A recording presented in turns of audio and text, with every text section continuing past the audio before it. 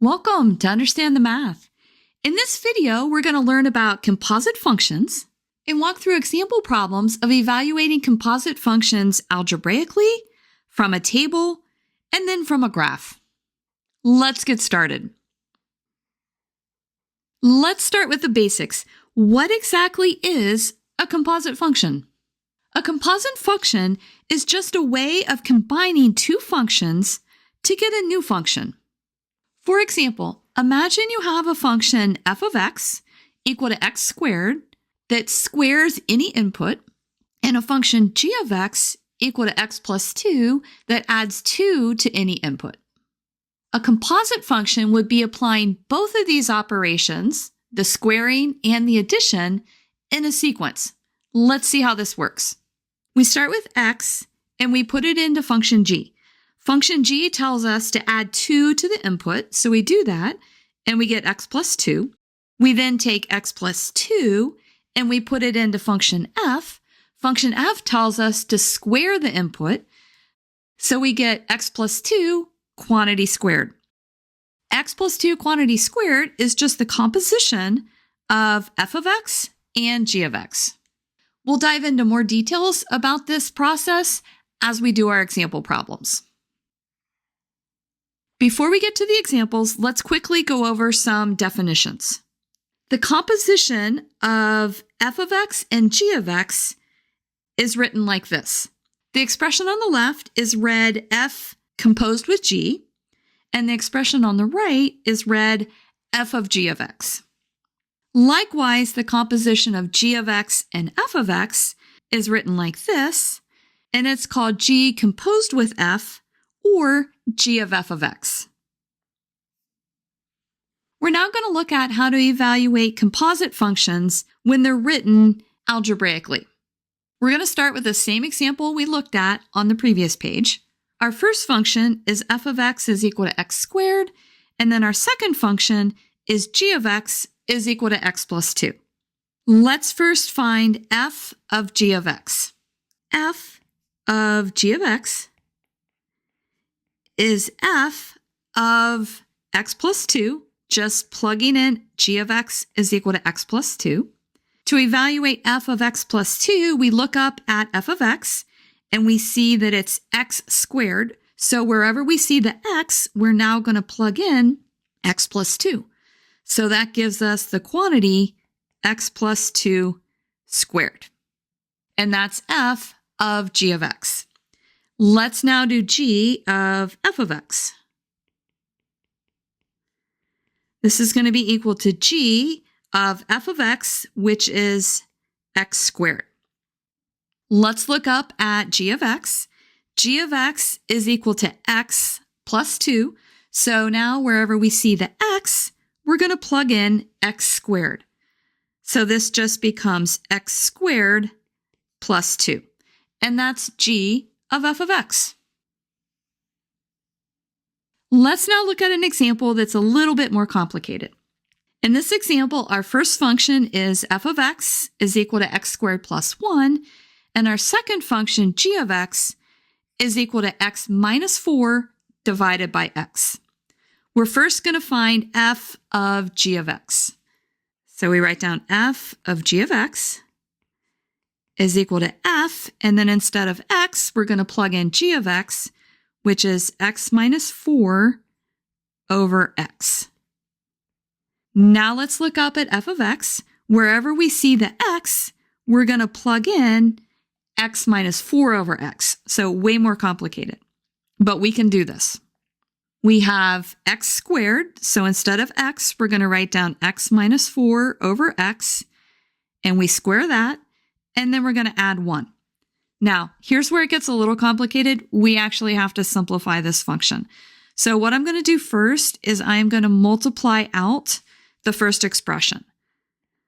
We're going to have an x minus 4 quantity squared on top and an x squared on the bottom, and then we add 1 to that.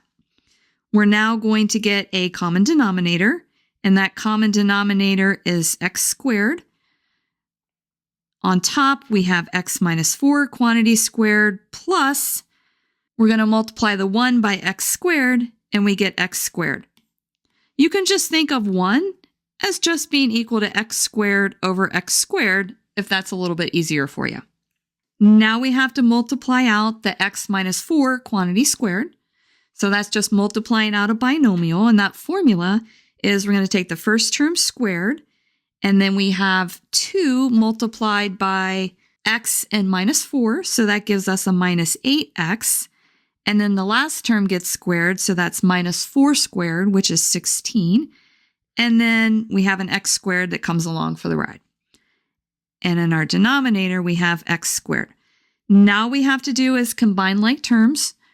Notice that we have an x squared here and here, so we'll combine those. And we get 2x squared minus 8x plus 16, all divided by x squared. And that is f of g of x. We're now going to find g of f of x. This is actually a little bit easier than what we just did, so you might want to pause the video and see if you can complete this problem on your own. G of f of x is just g of plugging in what f of x is. Let's pull it down. It's x squared plus 1. So we'll plug that in. And then we're going to have to pull this down again. With our g of x, notice that we have an x here and an x here. So wherever we have that x, we're going to have to plug in x squared plus 1. It's actually not as hard as it looks. So we're going to have x squared plus 1 minus 4, all divided by x squared plus 1. And this one is a lot easier to simplify than the one we just did. This is just x squared minus 3, all divided by x squared plus 1. And that's g of f of x. Before we go on to the next examples, I want to make a note that f of g of x usually does not equal g of f of x. For some functions, it's equal, but for most of the functions that you'll encounter, these two are not going to be equal. Let's now look at how to evaluate a composite function from a table. Sometimes you'll be given a table of values for the functions instead of having the functions written algebraically. In this table, we have values for x, values for f of x, and then values for g of x. Let's go ahead and dive right in. F of g of 2 is just f, and to find g of 2, we're going to go up to our table and we're going to highlight x is equal to 2, and we're going to find g at 2, and g of 2 is negative 1, so we'll put a negative 1 in here. And then we're going to do the same thing. We're going to go back up to our table. We're going to find x is negative 1, and then we're going to find what f is. So that is negative 2. So our answer is negative 2. Before we do our next problem, I'm going to go up and I'm going to erase the highlights that we just made. Now we can do g of f of 2. So this is g, and now we evaluate f at 2. We go up to our x values and we find 2. We'll highlight that. And then we need f at 2, and that's equal to minus 3. So this becomes g at minus 3. Then we go back up to minus 3 on our table for x. We'll highlight that. And we need g at minus 3, and that's going to be equal to 2. Now let's go ahead and let's look at this next one. This one is f of minus 3, but we do it just like we did f of g. We write down f, and then we evaluate f at minus 3. So we go up to our table, find x is minus 3, and then see what f is. F of minus 3 is going to be 3, so we plug that in. And then we go over to x is equal to 3 and find f of 3, and that's going to be equal to 1. So we write down that f of 3 is 1. You may want to pause the video and see if you can do this next one on your own. G of minus 3 is equal to g. And just like before, we're going to go up to our table. We're going to find minus 3 for x, and we'll highlight what g of minus 3 is, and that's equal to 2. So this becomes g at 2. We'll then go up to our x values once more, highlight 2, and then highlight g of 2, which is negative 1. So our answer is equal to minus 1. That wasn't too bad. Lastly, let's look at how to evaluate a composite function from a graph. When I've taught this before, I always find that this is the hardest part for students to understand. So we're going to make sure by the end of this video, you'll be good to go. We're told to use this graph to evaluate each function. Let's just look at the graph for a minute. We have a graph for f of x in purple, and we have a graph for g of x in green. And we kind of do this just like we did the table. Let's evaluate f of g of minus 2. So this is f, and then we need to find g at minus 2. So just like we did for our table, we're going to go over and we're going to find x is minus 2, which is here, and we're going to find the g value, and that's all the way up there. And that value is equal to 4, so we'll plug that in. Now we're going to go over to the x value that's equal to 4. There's our x is 4, and we need to find our function f, and that is right here, and that's equal to 1, so our answer is equal to 1. Now let's evaluate g of f of 2. We're going to start by writing down g and then a parentheses. Now we're going to look up at x is equal to 2. So let's find that. That's right here. And we need the value for f at that point. The value of f is equal to 0. So we'll plug that in. And then we go to x is equal to 0. That's right here. And we find the value for g, and it's equal to 1. So that's our final answer. Hang with me. We have 2 more to go. You may want to pause the video and see if you can complete these on your own. F of 5.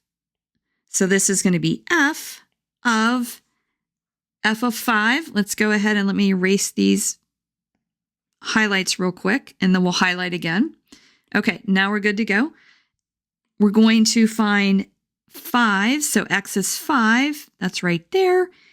And we need to find f at 5.